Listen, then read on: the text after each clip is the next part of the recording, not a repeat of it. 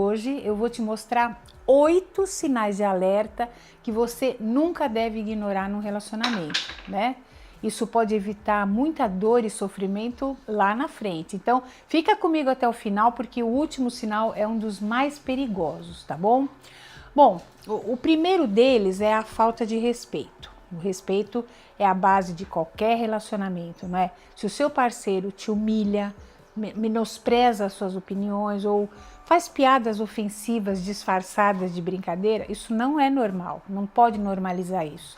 A falta de respeito pode começar de uma forma muito sutil, mas se você não se impuser, pode se transformar numa coisa muito pior, tá? Outro sinal é o controle excessivo, né? Se o seu parceiro quer saber onde você está o tempo todo, se ele controla as tuas roupas, as tuas amizades e até as tuas redes sociais, isso não é um cuidado, é controle, né?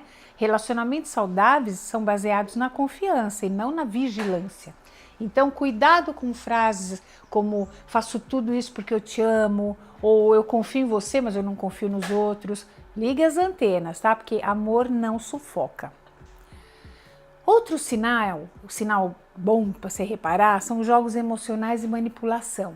A manipulação acontece quando a outra pessoa faz você duvidar dos próprios sentimentos, né? Se você se sente constantemente culpado por coisas que você não fez, ou se percebe cedendo o tempo todo para evitar brigas, alguma coisa está errada. Pode ficar atenta que alguma coisa está errada, que o amor não deve ser um jogo de poder, certo?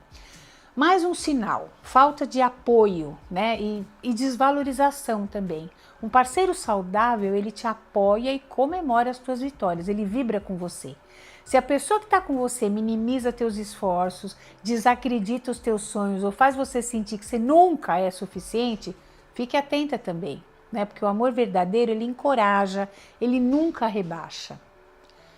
Ciúme excessivo e possessividade, sinalzão, né, gente? Um pouco de ciúme até pode ser natural, mas quando ele se transforma em controle e desconfiança constantes, isso se torna tóxico, né? Se o teu parceiro vê ameaça em qualquer situação, se ele briga sem motivo, né? Se ele exige que você prove lealdade o tempo todo, cuidado, né? Isso não é amor, é um saco, é insegurança disfarçada de posse, tá? Sexto sinal, promessas vazias e falta de mudança, né?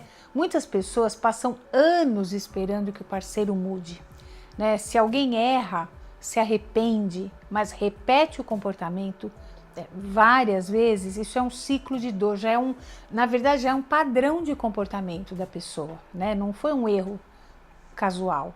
O amor verdadeiro, ele vem com atitude, não é só com palavra bonita, tá? Sétimo sinal, medo e insegurança na relação.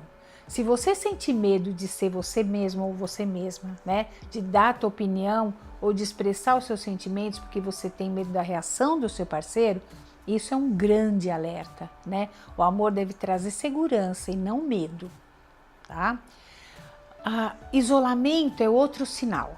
Narcisistas e manipuladores, eles tentam isolar suas vítimas, né, para terem mais controle. Se o teu parceiro reclama dos seus amigos, se ele não gosta que você passe tempo com a sua família, ou se ele sempre arruma problema quando você quer sair, isso não é preocupação. É um método, é um jeito de te afastar da tua rede de apoio, tá? Então, agora que nós falamos sobre 8 sinais muito importantes, eu quero ir além, tá? Porque identificar é só o primeiro passo.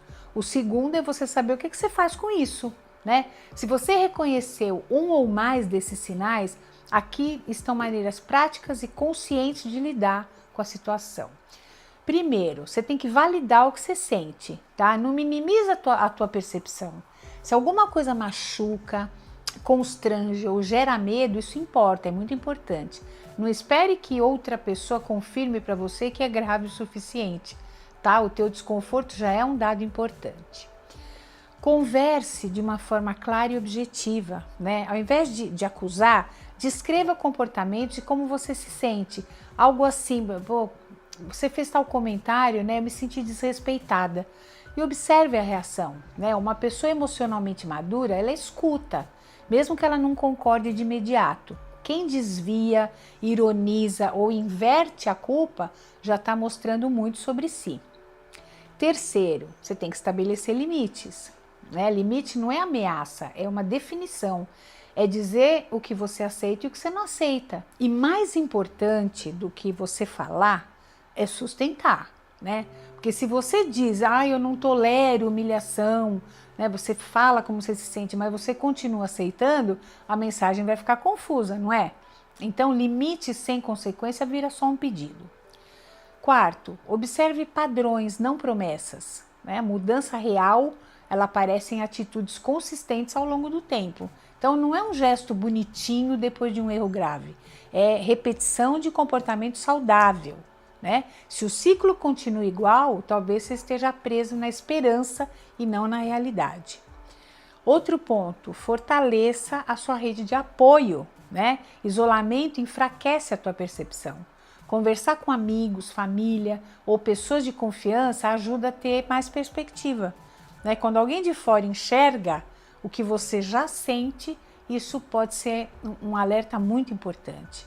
Você também tem que considerar apoio profissional, né? Terapia não é exagero, é cuidado. Um profissional pode ajudar você a entender padrões, a fortalecer tua autoestima e a tomar decisões mais consistentes, né? Se houver sinais de abuso emocional ou físico, você tem que buscar também ajuda especializada, né? E ainda mais urgentemente. Sétimo, avalie a sua segurança emocional e física. Se existir medo, intimidação ou qualquer forma de agressão, a prioridade é a proteção.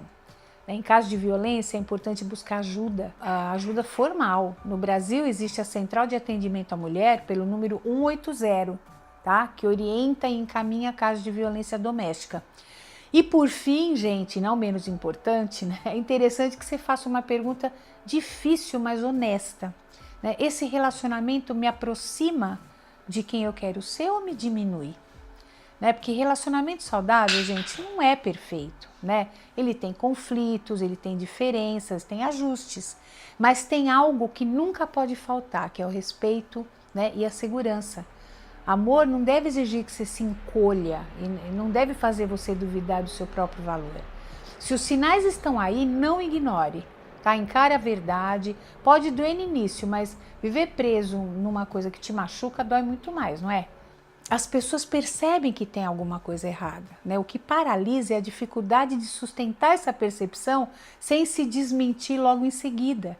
É comum a gente transformar desconforto em dúvida, dúvida em justificativa e justificativa em permanência. Às vezes a gente quer ficar, né? Por isso, mais do que olhar para o comportamento do outro, é muito importante a gente observar o efeito que essa relação tem em você ao longo do tempo. Né? Você está mais seguro ou você está mais tenso? Né? O que me faz permanecer nessa situação? Né? Por que eu me acostumo a ela? Né? Eu sou mais espontâneo ou mais contido com essa pessoa? Mais próximo de quem você é ou mais distante da tua essência? Relacionamentos vão exigir ajuste, gente, mas eles não deveriam exigir que você abrisse mão da tua integridade emocional. Né? Quando respeito, escuta e consistência deixam de ser a base e passam a ser exceção, a relação começa a operar num lugar de desgaste contínuo. Outro ponto importante é não se apoiar apenas em momentos pontuais de melhora. Um gesto positivo, isolado, não redefine a dinâmica que se repete. O que organiza uma relação é o padrão, não a exceção. Tá? Então, o padrão a gente observa com tempo, não com promessa. Também é preciso cuidado com a ideia de que suportar mais é sinônimo de maturidade. Em muitos casos é justamente o contrário, viu? Permanecer em situações que te fragilizam esperando que o outro mude, né, costuma ter mais relação com o medo da perda do que com a capacidade de construir. Né? Não dá para ficar dando tanta chance. E aqui entra uma pergunta que ajuda a trazer mais clareza. Se nada mudasse daqui para frente, essa relação ainda seria um lugar possível para você? Essa pergunta tira o foco da expectativa e coloca na realidade. Nem sempre a decisão é imediata e nem sempre é simples também, né? Mas ela precisa começar com um posicionamento interno mais honesto, sem minimizar o que acontece, sem romantizar comportamentos que te ferem, né? E sem terceirizar a responsabilidade pelo que você aceita. Um relacionamento saudável não é definido pelo quanto ele começa bem, sabe? Mas pelo quanto ele se sustenta de forma respeitosa ao longo do tempo. E isso envolve duas pessoas, não apenas o esforço de uma tentando equilibrar o que a outra desorganiza. Percebe, gente? Você merece estar num relacionamento onde exista respeito, apoio e amor verdadeiro.